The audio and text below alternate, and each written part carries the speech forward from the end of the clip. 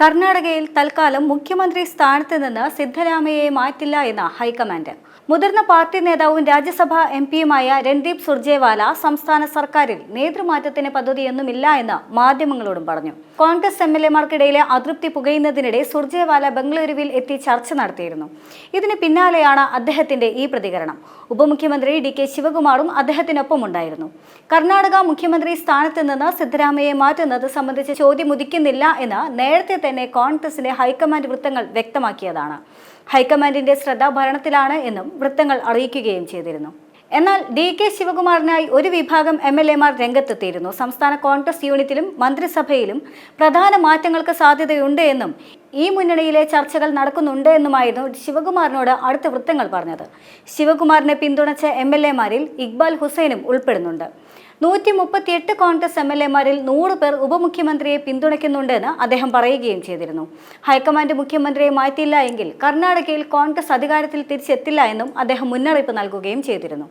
എന്നാൽ നേതൃമാറ്റം സാധ്യമാകുന്ന പ്രചരണം സിദ്ധരാമയ്യ ഇന്നലെ തന്നെ തള്ളിക്കളഞ്ഞിരുന്നു. ശിവകുമാറുമായി നല്ല ബന്ധത്തിലാണ് എന്നും അദ്ദേഹം വ്യക്തമാക്കിയതാണ്.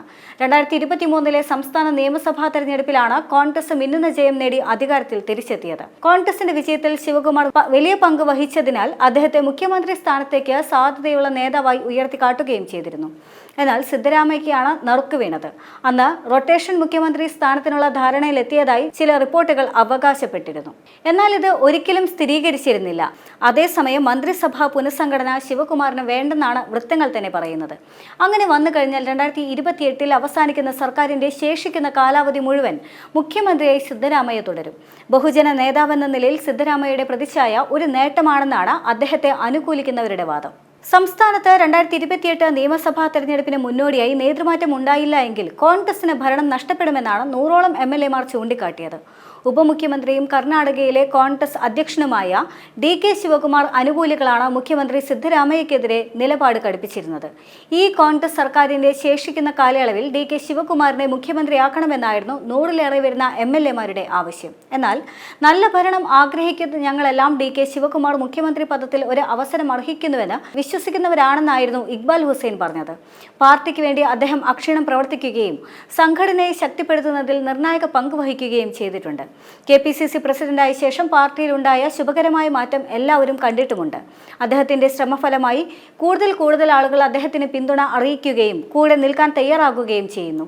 ഞങ്ങളെല്ലാം പുതിയ മുഖ്യമന്ത്രിക്കായി കാത്തിരിക്കുകയാണെന്നുമായിരുന്നു അദ്ദേഹം പറഞ്ഞത്. എന്നാൽ വാർത്തകൾ പരന്നപ്പോൾ സംസ്ഥാനത്ത് നേതൃമാറ്റം സാധ്യമാകുമെന്ന പ്രചരണം മുഖ്യമന്ത്രി സിദ്ധരാമയ്യ ആദ്യം തന്നെ തള്ളിക്കളഞ്ഞു. മൈസൂരുവിൽ സംസാരിക്കവേ കോൺഗ്രസ് സർക്കാർ 5 വർഷത്തേക്ക് ഒരു പാറ പോലെ ഉറച്ചു നിൽക്കുന്നു എന്നായിരുന്നു സിദ്ധരാമയ്യ പറഞ്ഞത്. ശിവകുമാറിനൊപ്പം തന്നെ ഈ സർക്കാർ 5 വർഷത്തേക്ക് ഉറച്ചു നിൽക്കുമെന്നും അദ്ദേഹം മാധ്യമങ്ങളോട് വ്യക്തമാക്കിയിരുന്നതാണ്.